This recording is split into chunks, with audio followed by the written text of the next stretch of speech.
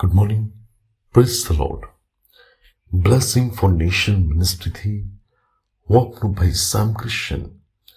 ઈશ્વર પિતાએ આજે આપણને આપેલા આજના એક નવા સુંદર દિવસે આપને પ્રભુ ઈસુ ખ્રિસ્તના નામમાં પ્રેમી સલામ પાઠવું છું. આજે આપણે ઈશ્વરના અદ્ભુત અને ખાતરીદાયક વચન પર મનન કરીશું. યશાયા પ્રબોધકનું પુસ્તક તેનો 53મો અધ્યાય તેની 6ઠ્ઠી કલમ. ત્યાં પ્રભુનું વચન કહે છે, આપણે સર્વ ઘેટાની જેમ ભટકી ગયા છે, દરેક પોતપોતાને માર્ગે વળી ગયો છે, અને યહોવાએ તેના પર આપણા સર્વના પાપનો ભાર મૂક્યો છે. આ વચન પ્રભુ ઈસુ ખ્રિસ્તના સંબંધની અંદર લખવામાં આવ્યું છે કે જેમના પર ઈશ્વર પિતાએ આપણા સર્વના પાપનો ભાર મૂક્યો છે.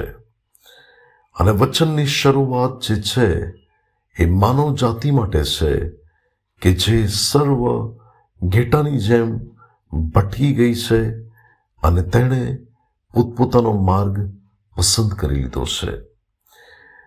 ત્યારે વાલાઓ, આ જગતની અંદર ઈશ્વર પિતા આજે પણ ખોવાઈ ગયેલા ઘેટાને શોધે છે, ભટકી ગયેલા ઘેટાને શોધે છે કે તે તેમને પોતાના વાડામાં લઈ આવી શકે. થોડા સમય પહેલા હું જ્યારે એક જગ્યા પર જઈ રહ્યો હતો ત્યારે એક્સપ્રેસ વે ઉપર કે જે જગ્યા પર અમુક ઘેટા ભૂલા પડેલા હતા અને એવા 5 થી 6 ઘેટા એ કોઈક જગ્યા પરથી ભટકી જઈને એક એવી જગ્યા પર આવી ગયા કે જ્યાં આગળ મને ખ્યાલ આવ્યો કે આ ભૂલા પડેલા છે, ભટકી ગયા છે. અને ત્યાં એ લોકો એ મૂંઝવણમાં હતા કે હવે આ રોડ પરથી તેઓએ ક્યાં આગળ જવું. આજે પણ આ દુનિયાની અંદર વાલાઓ એવા પુષ્કળ લોકો છે કે જે લોકો ભટકી ગયેલા ઘેટા સમાન છે. એમને એ માર્ગ નથી ખબર કે જે જીવનનો માર્ગ છે. જેને જે સારું લાગ્યું એ પ્રમાણે માણસે ભક્તિ કરી, જેને જે રીતે યોગ્ય લાગ્યું એ બાબત ઉપર તેણે વિશ્વાસ કર્યો, જેને જે યોગ્ય લાગ્યું એ રીતે એ માર્ગે તે વળી ગયો. પરંતુ વાલાઓ, પરમેશ્વર એના વચનમાં કહે છે કે તે ઉત્તમ ઘેટા પાળક છે અને એ ઉત્તમ ઘેટા પાળક પોતાના ઘેટાને સારું પોતાનો જીવ આપે છે. આ દુઃખ સહન સપ્તાહના આ દિવસોમાં હું આપને કહેવા માંગુ છું કે પરમેશ્વરે તો માણસને પોતાના સ્વરૂપ અને પોતાની પ્રતિમા પ્રમાણે બનાવ્યું, પરંતુ માણસ પોતપોતાના માર્ગે આજે ભટકી ગયેલો માલુમ પડે છે. લોકો ખોવાઈ ગયેલા માલુમ પડે છે.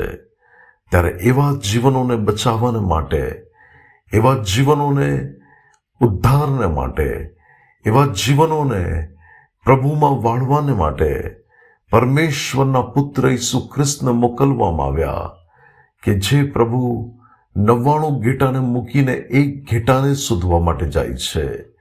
એ પરમેશ્વર કે જે પાપીઓનો નાશ કરવા માટે નહીં પણ તેમને બચાવવા માટે આવ્યા. એ પરમેશ્વરના પુત્ર ઈસુ ખ્રિસ્ત એ ખોવાયેલું શોધવાને તેને તારવાને માટે આવ્યા. ત્યારે વાલાઓ, હું આપને કહેવા માંગુ છું, આપણે ભટકી ગયા, આપણે ખોવાઈ ગયા, પરંતુ ઉત્તમ ઘેટા પાળકે કિંમત ચૂકવી. આપણા સર્વના પાપનો ભાર તેમના પર મૂકવામાં આવ્યો એટલા માટે કે આપણા પાપનો ભાર લઈ લેવામાં આવે અને આપણા માટે છુટકારાની કિંમત ચૂકવી દેવામાં આવે. ત્યારે ભલાઓ, પ્રભુ ઈસુમાં આપણને પાપોની માફી આપવામાં આવી છે. પ્રભુ ઈસુ ખ્રિસ્તમાં આપણા ઉદ્ધારને માટે કિંમત ચૂકવવામાં આવી છે.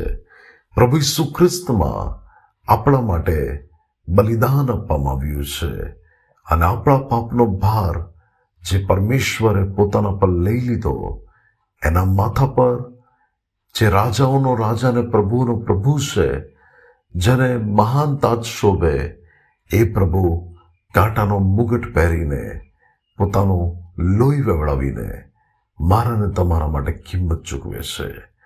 ત્યારે એ વધસ્તંભની કિંમતની કદર કરીએ. આપણે ખોવાઈ ગયેલા હતા, ભટકી ગયેલા હતા, પરંતુ જે પ્રભુએ આપણા ખોવાઈ ગયેલા જીવનોને શોધી કાઢ્યું, એ પ્રભુનો આભાર માનીએ. અને જે જીવનો આજે ખોવાયેલા છે, પ્રભુ આજે પણ એમને શોધીને એમને પોતાની તરફ લાવી રહ્યા છે. પ્રભુ આજના પવિત્ર વચન દ્વારા આપણને આશીર્વાદિત કરે. આવો પ્રાર્થના કરીએ. સ્વર્ગમાં અમારા પ્રેમાળ પિતા, પ્રભુ તમારો આભાર માનીએ છીએ કે તમે તમારા એકાકી જનિત વહાલા દીકરા ઈસુ ખ્રિસ્તના જગતની અંદર મોકલી આપ્યા, અને તેઓમાં પ્રભુ તમે એમને પાપોની માફી આપી, તેઓમાં તમે એમને નવું જીવન આપ્યું. એના માટે તમારો આભાર પ્રભુ. અમે ખોવાયેલા અને ભટકી ગયેલા હતા, પરંતુ તમે અમને તમારા માર્ગમાં લઈ આવ્યા. તેના માટે પણ તમારો ધન્યવાદ કરું છું. હું સર્વ આદર અને મહિમા તમને આપું છું, પ્રભુ ઈસુના નામે. Amen. May God bless you. Have a blessed day. શાલોમ.